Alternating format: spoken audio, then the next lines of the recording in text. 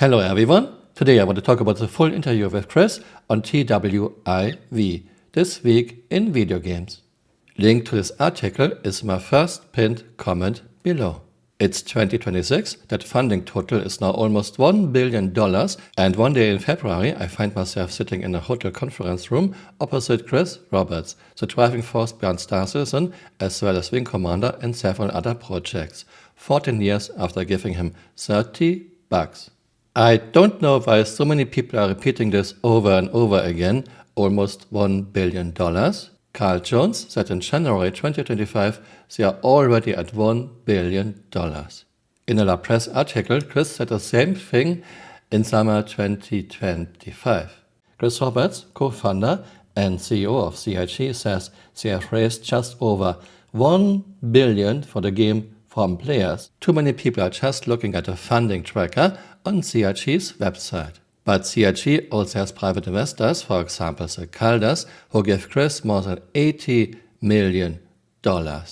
My first question, naturally, when is Star Citizen coming out? Chris? Well, we don't have a hard date for 1.0, he answers. And I don't know why they are using a very old photo. CIG had this fancy sliding door, modeled after Constellation Andromeda internal doors, in one of the USA studios, I think it was in LA. Yeah, this studio is long gone, this door is long trashed. By the way, paid for with backers' money. Like all the other very expensive art in their studios and Chris' private cinema. Roberts is verbose, however, and adds a lot of additional context to his answer. He says that in the time since the Kickstarter campaign wrapped up in 2012, developer Cloud Imperium has updated its tech several times to better realize the original vision. It also notes Squadron 42 as a separate single-player narrative action game featuring a star-studded cast: Gillian Anderson, Gary Oldman, Mark Hamill, Andrew Serkis, John Rhys Davies, Henry Cavill, and Ben Mendelsohn among them. Well, if someone starts a game project in 2012, we can only hope that they are updating their tech 14 years later or along the way. Of course, why do you have to mention this, Chris? And what is the connection between all those stars and developing a good game? More stars in a game equals better game? I don't think so. Chris, you are making a game, not a movie. And even for a movie, you need a good script. But we all know how well your career as a movie director went. Squadron itself is a project that also has been delayed multiple times, but Robert says that the aforementioned advancements in technology and how the team was developing and improving Star Citizen also affected how they inevitably built the campaign. Okay, once again, what does this have to do with anything? This is just filler, this is just small talk. Why is this even in the article? We're gonna get Squadron out first. The plan is for the end of this year, but there's a certain thing in the industry that we, like everyone else, we have to pay attention to, so I can't 100% guarantee it, Robert says, hinting at Rockstar's Grand Theft Auto 6 releasing in November. After that, we will do the 1.0 push. Yeah, Chris, why do you need this excuse? You never needed any excuse to delay Squadron 42. Remember, first release date of Squadron 42 and Star Citizen was November 2014. Yes, 2014. Robert says the team does have a laundry list of base features that need to exist before the game can be brought out of alpha, like a crafting system, base building, as well as, and this is a rudimentary summary of what he explained to me, blended tech that imbues real rules, like erosion and environmental considerations, like humidity and temperature to inform how each planet is formed and evolves. The end goal of it is that the simulation of the planet and how it's built is physically accurate, Roberts says. I have to stand up.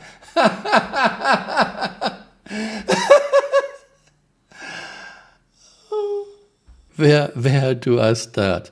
It's totally fine if a game is total magic. Nothing wrong with it. But Chris played a physical accurate game from the start. Here's an article, October 2012. Physics, not a dirty word. As someone that was taking physics at Manchester University before I dropped out to make games full-time, I can assure everyone that a physics model is completely accurate and it's a full rigid body simulation. I know because I wrote the code. Maybe there were some physics at the beginning, but those are long gone. CRG cannot even put engines into places that would make sense. Most spaceships in Star Citizen would just tumble in space because vector of thrust is not aligned with center of mass. Most spaceships in Star Citizen have non-gimbaled main engines. This would be like driving a car without steering. And there's an interview with Richard Garriott, Chris, former boss at Origin. Richard made very clear that Chris doesn't even understand basic physics, not even conservation of angular momentum. Then we have magical handheld tractor beams that let us move masses exceeding 100 tons without any effort. If we would have this tech, which is impossible, we wouldn't need stairs, we wouldn't need elevators. Again, a game can be fantastic if it's full magic. No issue with this. But Chris pretending there are physics in Star Citizen is really, really silly. And there's also no consistency. Never was. CRG cannot even do the bare minimum physics. For example, temperature of a planet or moon depends on several factors. What type of star? What's the distance to the star? What's the atmospheric composition of the planet or moon? Is the planet or moon tidally locked? What is the albedo? Is the moon heated by tidal forces from its planet it's orbiting? I am not expecting a perfect, physical, accurate simulation in Star Citizen. That was never the point. But in Star Citizen, a planet or moon is as hot or as cold as CRG wants it to be. They don't even look at type of star, at distance, at atmospheric composition, is it tidally locked, etc. Nothing. They are just making it up. And let's assume for the sake of argument, Chris can hire another genius, another John Pritchett, who can bring all those physics into the game. What are the chances they can really simulate all of this? In 4.5 we got engineering, and now CRG servers that were way overworked already have to take care, have to store and have to distribute even more data. And now you want to put in a full planet simulation on top of this? How many servers do you want to run, Chris? And again, for the sake of argument, let's say dynamic server meshing will be fantastic. How many servers do you want to run, Chris? One server for 50 people, one server for 20, one server for 10, or one server for 5 people? Is this even doable financially? You, Chris, are doing all those fancy talks, but you don't even understand very basic physics, and you don't understand how internet, how servers work. In a game that is already way past struggling. We have massive interaction delays and desyncs, even desyncs of players and NPCs at walking speeds. Chris again, unless you are actively checking it out or playing it, a lot of people go, oh, it's not finished yet. But it's a game that has more functionality and more features than most release games do right now. It may have more bugs, but there's more things that you can do in Star Citizen today than you can do in pretty much most other games, just because of the style of the game and the scope. I really, really wonder if Chris believes what he says, or if he's just making stuff up. Let's assume again, for the sake of argument, Star Citizen would be totally bug-free and you would have fantastic performance. No more desyncs, no more interaction delays. Star Citizen in its current state would still be a very bad game, tedious gameplay on top of boring and tedious gameplay. Time sinks on top of time sinks.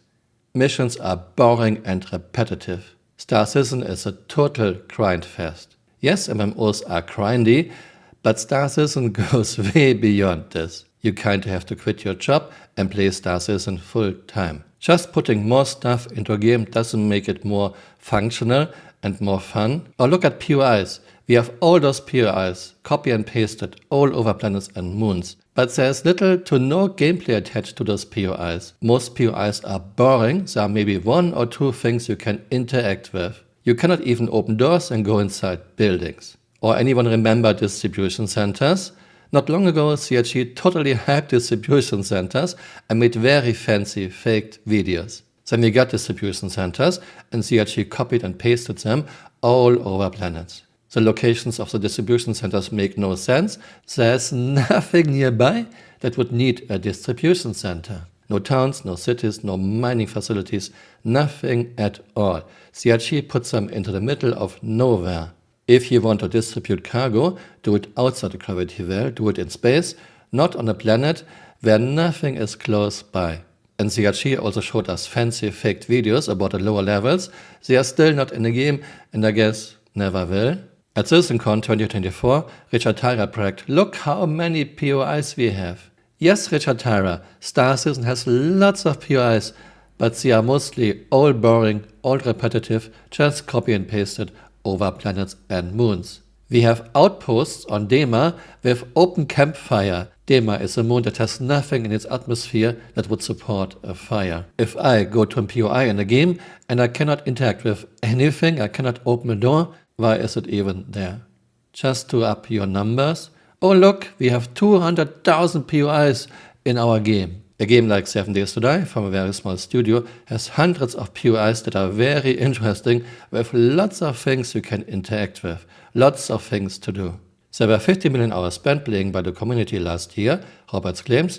We've always gotten tens of thousands of people currently playing all the time. I wonder how many of those 54 million hours were spent doing immersive elevator rides, immersive metro rides, immersive quantum traveling, waiting for an NPC to spawn, which never happened, dealing with bugs, dealing with ship elevators eating a ship, dealing with invisible asteroids destroying a ship, spending hours scanning and trying to find plus 800 quality material, etc. I would say at least 40 million of those hours were spent with those fantastic and very interesting gameplay, Chris. Also 10,000s of people currently playing all the time. Why don't you release this in real time? For example, there are Steam statistics. You can see how many people are playing a game at a certain time. CRG never releases this data. I wonder why. We have quite a lot of content creators and streamers. I think that's probably one of the reasons why we've done so well. Yeah, you mean all those hype and chill channels on YouTube? You mean all those hype and chill streamers on Twitch, etc.? People you are giving money, people that receive free ships from you. Robert says he drives off the two-way street he's paved. It's like building universe live on stage, almost like kind of an improv thing you're doing with an audience, he says. You have this opportunity to put things out there and see how it works with people and go, okay, that works well, we will lean into this, or that didn't work so well, so we will adjust here. I think as a developer, that's actually kind of a really interesting proposition if you have the time to do it. Yeah, basically reworks of reworks of reworks of reworks of reworks, because Chris and CIG never have a plan, never have a concept. They are just making things up as they move along.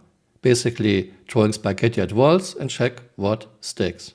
Of course, in game development, there are always dead ends, things that just didn't work and unforeseen hurdles. But what Star Citizen does even now in year 14 is just way beyond this. CIG still doesn't even have a vague idea how balancing is supposed to work. In one patch they are increasing armor values, next patch it goes down again, in one patch they are increasing weapon damage, next patch it goes down again, in one patch they are increasing missile damage, next patch it goes down again. I fail to see any rhyme or reason. We are near 14, CIG hasn't even finished the flight model yet. The flight model is so important, so many things depend on it. For example, balancing. Flight model should be finished in year 2 or 3. And this is very interesting if you have the time to do it. Yeah, Chris thinks he has all time in the world, and actually he has, because people are still buying ships like crazy. 2025 was CRG's best year in funding so far, and I guess 2026 will be even better. As long as people still throwing money at Chris, nothing will ever improve. Star Citizen will be a game forever in development. Well, it's a good business model, I have to give Chris this. Roberts suggests he's no longer just catering to the original Kickstarter audience anymore. Every year there's hundreds of thousands of new people that come in to play. I think we are at 6 million plus user accounts now, he claims. Yeah, this is actually true. CRG totally went off the original concept, the original idea. Star Citizen was supposed to be a game for a bit older, more mature audience, but in the last few years CRG totally went away from this, and now they are catering to the Fortnite and space crowd. And as a consequence, the game actually got way worse. For example, Master Mode, for example, Murky Universe, and gameplay-wise it just went into the wrong direction. This is very interesting too. 6 million plus user accounts, 54 million hours played last year. So every user account played 9 hours in a year. Is this something to brag about? And most of those 9 hours played with each account in 2025 was spent with bugs, dealing with elevators eating your ship, ships randomly exploding, downloading the game, etc, etc. 9 hours played each account in 2025 is just 45 minutes a month. I guess most players are just checking out a new patch, checking out a new ship quickly, and then they leave as soon as possible because Star Citizen Year 14 is still in a very sorry state. I actually quite like the fact that we're constantly getting new people in who get new perspectives and new interests. Yeah, Chris, but you totally abandoned the vision of Star Citizen. You totally abandoned your old backers. I am an old backer. I spent way too much money on Star Citizen. I'm way past concierge. Last time I bought a ship was 3 years ago. I plan to never buy any ship again if things don't change dramatically and if you don't go back to the original vision of the game, Chris. I don't want Fortnite in space. I don't want Call of Duty in space. This is not your vision, Chris. This was never the plan. I guess you did this so you can make now totally new people. Chris continues, but yeah, it's tough. It just takes a long time to make good stuff now. People have this expectation.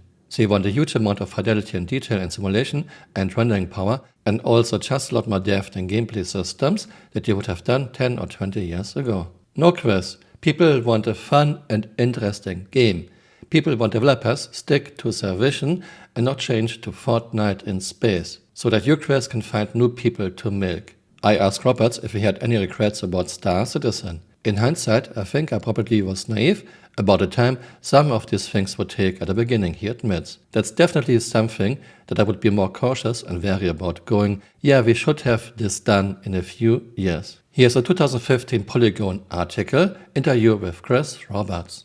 By the end of this year, 2015, backers will have everything they originally pledged for, plus a lot more, Roberts says. But of course, our intention is that it's a much bigger, more expensive, huger game than I ever considered we could do. Yeah, even 3 years into development of Star Citizen, Chris still made very huge promises that all fell flat. More than 10 years later, we don't even have 10% of the stretch goals. CRG hasn't even finished the flight model. Some people say Star Citizen is a scam. I am still not convinced because there is a game, a somewhat playable game. Of course, it's more like a tech demo still. But how anyone could have said in 2015, by the end of this year, backers will have everything they actually pledged for, plus a lot more, is beyond me. I have no idea. Maybe he felt he had to do some promotion to get more money in. Let's just make huge statements. But this sounds like a poor lie. Or in other words, either Chris was lying or Chris doesn't know his own game, has no idea how to develop a game. I don't know which is worse. It's kind of hard to say, though, because a lot of times all the choices you have made get you to where you are now. Cloud Imperium Games is like 1,000 people across 4 different studios and different locations. Again, what does this have to do with anything? What does this have to do with the quality of the game we will get? What does this have to do with the current sorry state of the game? What does this mean for the future? The Star Citizen players I talked to were all convinced that given the right chance, most people would be impressed with the state of the game. If you show a normal gamer the current state of the game, they will run away screaming. You can go to our games, to our gaming, or just watch a normal player trying Star Citizen for the first time. They have no horse in the race, they have no reason to hate Star Citizen.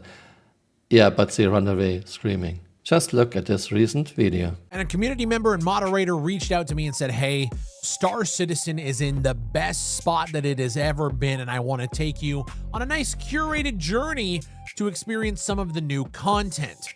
This is something I never understand. How can someone be so deep in his echo chamber that he thinks in 4.7 Star Citizen is in its best state ever? Ship elevators are still destroying ships. Cargo elevators are not working reliably. Yesterday I started a ship, I hit my key, nothing happened. I hit my start key again, nothing happened. I thought, oh, did CRG change hotkeys again? 10 seconds later, my ship started. 15-second interaction delay. When you want to dogfight, ships are teleporting all over your screen. Yeah, good luck with the best state ever. And after going on this curated adventure and experiencing what Star Citizen has to offer in 2026, I was then left with an overwhelming sense of needing to uninstall that fucking launcher from my PC. Normal gamer, he has no reason to hate Star Citizen, he just wants to check out if anything improved in the last 1 or 2 years. And his reaction after playing Star Citizen, he wants to uninstall the game. I cannot blame him. We decided to opt into the Onyx space station mission, which, don't get me wrong, was a visual spectacle at 24 FPS. The lighting, the textures, the intricate layouts of this facility were actually fucking awesome. And as we descended further into the lower regions of this base, I descended further into fucking madness, with the AI combat feeling and looking like this.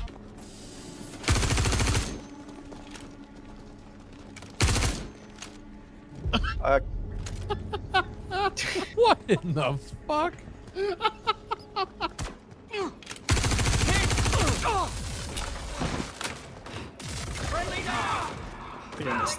Never mind.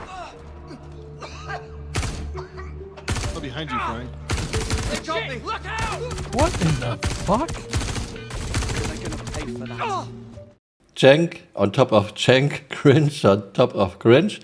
NPCs either doing nothing or teleporting all over the place. NPC death animations playing out for like 10-15 seconds. Yeah, if you play Star Citizen every day, if you like Star Citizen, you might look over this and you say, yeah, it's just a typical jank in Star Citizen, but it will get better. Yeah, stop lying to yourself, please. We are in year 14. We have now server meshing. This is a normal gamer who expects normal FPS gameplay, like in like in thousands of other games, and he sees this, shit show. Thanks for watching and see you next time. Bye. Auf Wiedersehen.